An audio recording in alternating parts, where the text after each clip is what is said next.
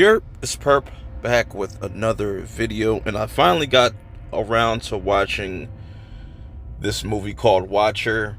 This is directed by Chloe. I don't even want to try to butcher her last name, but you know what I'm saying. Not too familiar with her work. I don't know if this is her first time, but the star of this movie is Mika Moreau. You probably recognize her from It Follows. That's where I recognize her from the most. She was also in Guest.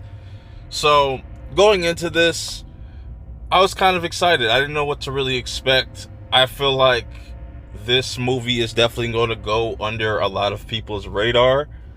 As far as a horror movie, it's more of a thriller. I wouldn't say it's horror. It definitely has horror elements to it, suspense.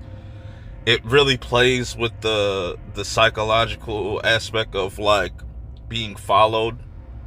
And you have our main character, Julia. She moves out to Romania with her husband, Francis. Now, Francis, he has a new job there. She has to pretty much stay by herself at home. Then all of a sudden, while she's kind of just looking around, just looking outside, she sees somebody looking back at her. And throughout this whole movie, it's pretty much about her like kind of paranoia. And is it really happening? Is it just all in her mind? That's what I really like about this movie. I think a lot of people would kind of appreciate it. It's a very slow burn. It's a very much a slow burn type of story.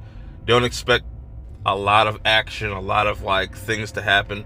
And that's what I kind of like about this movie. It doesn't try to like hit you with jump scares every 2 seconds. It really immerses you into the movie. It makes you kind of feel like, is this really all in her head? Is she's just, because the dude that's following her is an actual person. I was thinking like maybe it's like a ghost. No, it's actually somebody. And then you start to hear reports around their apartment of people being killed and stuff, and that just feeds more into her paranoia and thinking that somebody's following her. Because once you get to the scene where she's at the movie theater, that's where things really start to kick off, where she really believes that this guy is following her. And then it kind of flips on her, and it ends up being more problematic for her. And it's kind of fucked up too, because she's kind of alone in this situation. But I'm not going to spoil the ending of this movie, because I think the ending was pretty surprising. I didn't expect it to go that route.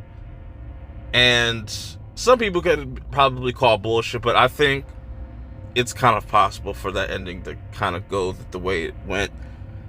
I like the way that this was shot. Even in the beginning of the movie, where you see the shot where she's looking at all the individual windows across from her apartment, and it's like this, it's raining, but it's this like waterfall effect that's going on onto the windows, and just, it was really nicely done.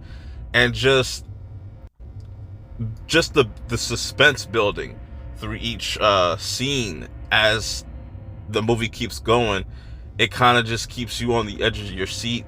I really like the music. The music is not like overbearing. It hits when it needs to hit. The sound effects are really what makes this movie, as silly as it sounds. You're probably thinking to yourself, what does sound effects have to do? Oh, every movie has sound effects. But just the way they utilize it to kind of get a reaction out of you is really dope. Like, it'll be as little as somebody knocking on the door, and just how loud it gets sometimes, and how progressively louder it gets. It was really dope.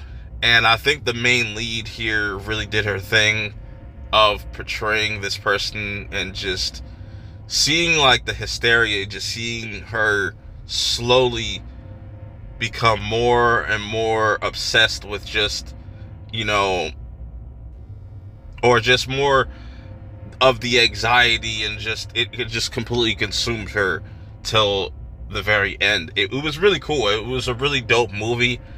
It's not going to be for everybody. Like I said, it's a very slow type of movie.